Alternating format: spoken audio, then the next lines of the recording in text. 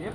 Vi skal kåre kør, og vi starter med krydshøjden. Den har vi allerede målt. Hun er 1,24 cm høj. På den ko? Ja. Hende der. Så har vi kropsstyrkelsen. Der har vi vurderet hende til en 7'er.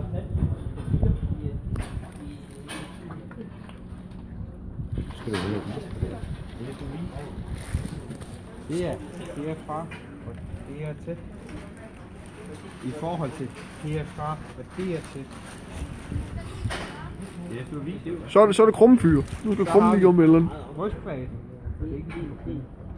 Brystbredden. Jeg har jo brede bryster. Men det er simpelthen... Jo. Er det hernede? Det er simpelthen mellem sådan du ved 3 meter fortrin her, så over til den anden side. Og hun er sådan lige over gennemsnittet. Det giver hende en lækker 6'er. Så det er jo rigtig godt. Så skal vi se, hvor mælkepræg hun er. Og det er simpelthen hældningen på riblingen af det. Som man kan se, så kan man lige antyde, de går lidt ned her. Det er rigtig godt. Så hun får en 3'er. Det er en sindssyg video, det her. Det er ikke så godt. Så. Og så skal vi vurdere overlinjen, og det er så, hvor vi vurderer, hvor lige hun er herhen af. Og der kan man så se, at hun hælder en lille bitte smule. Så hun har fået en 4. Og havde hun nu budt en lille smule opad, så havde hun så fået en 6'er. Og så er vi nået til krydsbredden. Det er heromme. Det er lige nøjagtigt det. Og der vurderer vi fra midten her til midten her. Og på jersikøret der er det så mellem 15 og 20 cm. Siger man gerne. Og vi har vurderet den her til at være cirka 15 cm. Så den får en 5'er, som er gennemsnittet.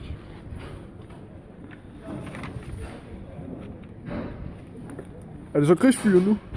Det kan vi godt lokke afsted. Skal jeg stå og vise, eller hvad? Eller viser du selv? Prøv lige her.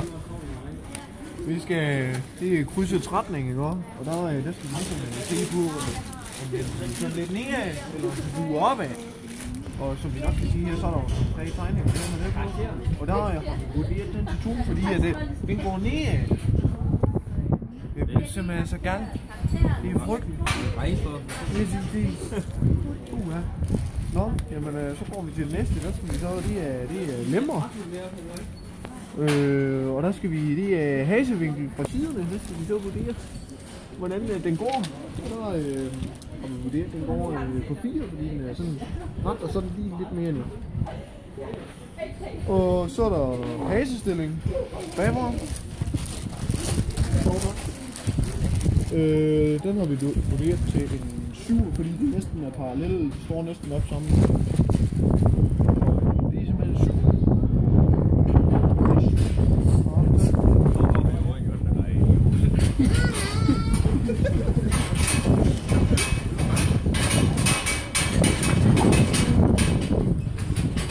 Nå, jamen, så Svend, så er det dig.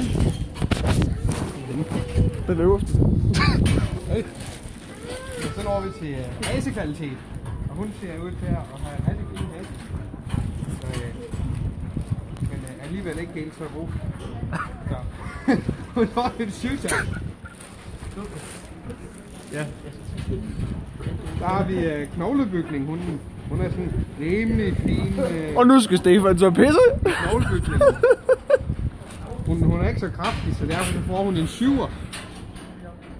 Yes. Vi tager kovhældningen. Vi tager den. Nej. Så har vi kovhældningen. Og den er meget fin og med forholdsvis vinklet. Så den får et 4-tal. Så går vi videre til mælkeorganer. Det er hernede. Den vinkel der er her. Og hun er forholdsvis vinklet. Så hun har fået en 3'er.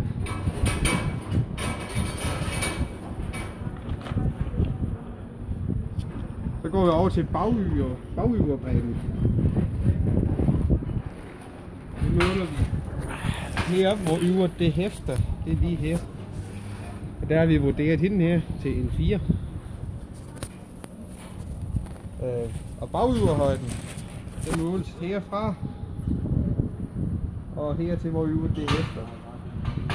Hun er sådan rimelig lang, men ikke så lang. Og hun er lige lidt under gennemsnittet. Hun har fået en 4. Så har vi yverbånden, det er hernede, vi kigger på det. Hvordan patterne sætter i forhold til hinanden. Herinde under.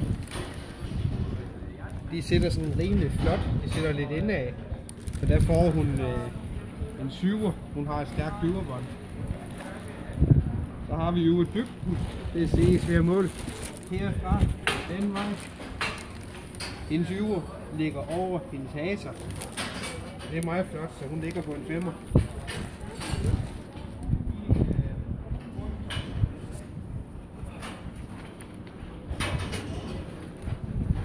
Så har vi yverbalancen. Hendes yver, det hælder noget fremad.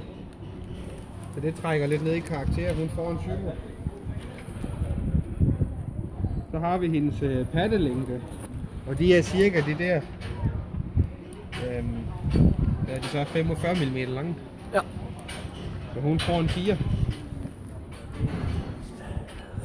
Så har vi hendes pattetykkelse. Og de er også cirka de der 20 mm tykke. Så der får hun også en 4. Så fortpatteafstanden. Det er ved at kigge bagfra og indunder. Så se hvordan forpatterne er i forhold til bagpatterne. De sætter meget kun bag.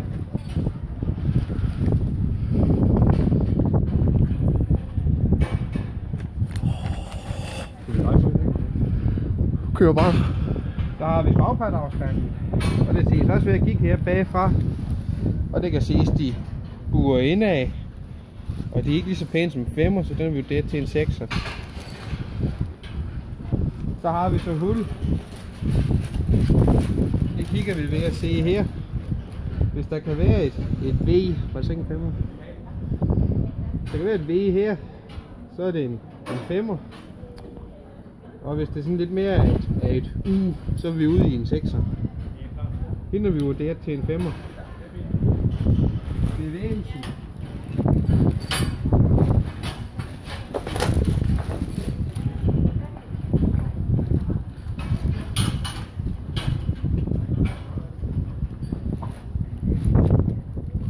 Hun går ret lige. Så det tror vi vurderer til en 6'er.